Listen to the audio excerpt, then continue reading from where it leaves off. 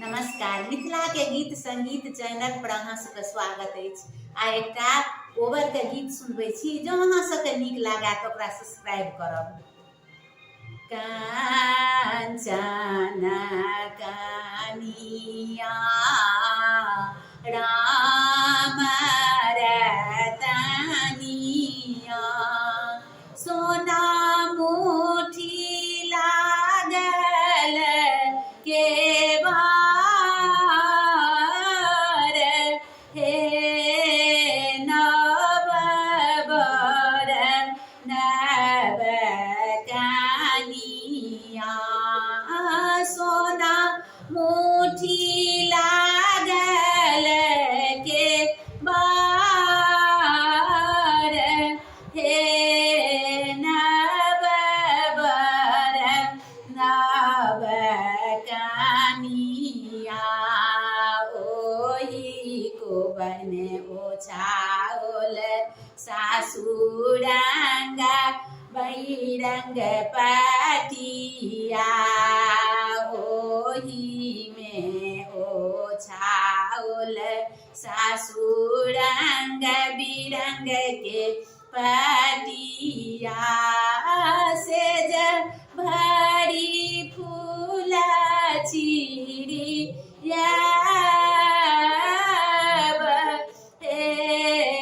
नव बर नव कनिया से जब भरी फूल चिड़िया हे नव बर नव कनिया ओही पैसी सुता गेला राम चंद्र दुलाहा ओही पैसी सुत गेला राम चंद्र दुलाहा सीता सुहबे सुतु संग साथ हे नव बर नव कनिया सीता सुहबे सुतु संग साथ हे नव बर नव कनिया गुरी सुतु फिरी सुतु सीता सुहबे तोरे नामे भीजल जदड़ी हे नव बर नव कनिया एत वचन सुनलनि सीता सुहबे सेज छोड़ी भुइया में लोटाई हे नव बर नव कनिया सेज छोड़ी भुइया लोट जाई हे नव बर नव कनिया कहाँ गेलहुँ किया भेलहुँ छोट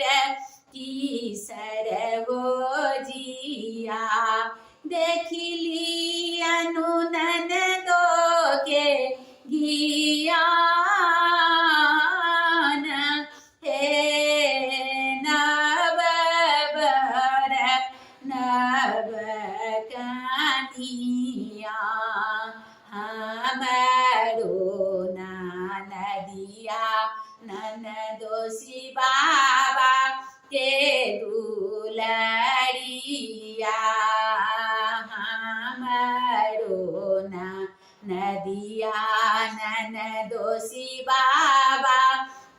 के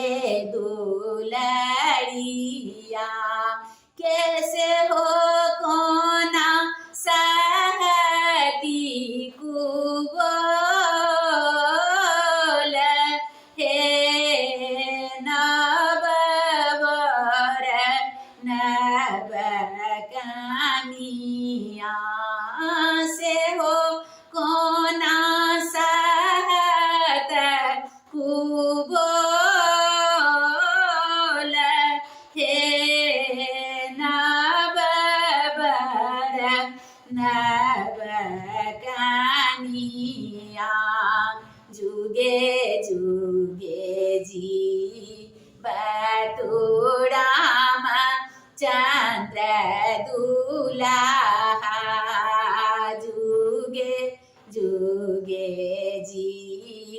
बतुराम चंद्र दुलाहा सीता सुहबे के बड़मुन अही बाद हे नववर नवकनिया सीता सुहबे के बड़हनु अहिवा